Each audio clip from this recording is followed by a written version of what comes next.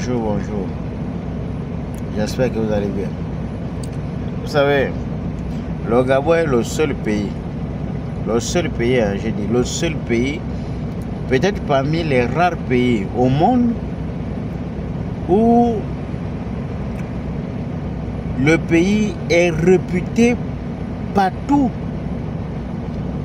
dans tout le monde entier, être l'un des pays les plus riches au monde, et on demande aux populations de se comporter comme les habitants du pays le plus pauvre au monde. C'est pas une façon de demander aux frères de, comme on a l'habitude de dire, hein, qu'il faut quitter les rêves, tout ça. Le rêve, oui, mais lorsque le rêve est réel, ce n'est pas un rêve, c'est qu'il y a quelqu'un qui perturbe ce rêve. Le Qatar est un pays riche, on sait les Qatariens vivent bien. La Libye est un pays riche, quand Kadhafi était là, la Libye vivait bien. Lorsqu'un père est riche, les enfants sont forcément aisés.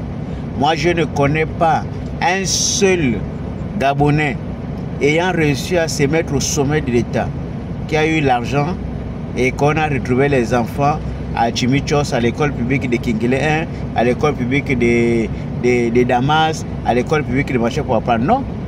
Tous les enfants de ceux qui ont l'argent ici, c'est lycée français. Lycée, établissement primaire de ceci, de cela, là où il y a des luxes. Pourquoi? C'est parce qu'ils ont les moyens.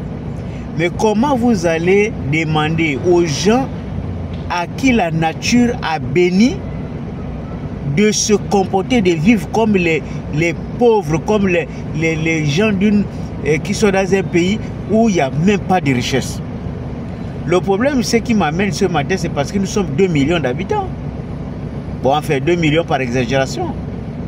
Mais enfin, le peu que nous sommes, est-ce qu'on est obligé de vivre une telle précarité au point où quelqu'un avec une simple hernie meurt parce qu'il faut passer de centre médical en centre médical pour trouver là où il y a un peu de plateau technique pour te sauver? Vous êtes sûr que ça, c'est bien ça? Et c'est de ça qu'il est question. Voilà pourquoi je parle de la sorcellerie. Parce que vous ne pouvez pas demander aux autres les choses que vous ne pouvez pas faire. Il n'y a pas quelqu'un ici. Moi, je n'ai jamais croisé le fils d'un ministre qui est réputé avoir eu de l'argent dans ce pays depuis que le Gabon existe dans un établissement. Nous, on a fréquenté un établissement secondaire ici. On n'a jamais croisé l'enfant du ministre. C'est toujours l'établissement marché. Et que le pays est riche, vous demandez aux autres de vivre dans l'extrême précarité. C'est quoi le souci? À quel niveau ça n'a pas marché? Et c'est moi, pourquoi moi je vous dis, j'ai dit, si vous ne pouvez pas rendre les autres riches, je vous en prie, ne faites pas la politique. Parce que l'exercice même de la politique, c'est de travailler pour le bien communautaire. C'est pour travailler pour le bien du plus grand nombre. On n'a pas mis les histoires des familles, des ethnies dedans. On a dit on travaille pour le plus grand nombre.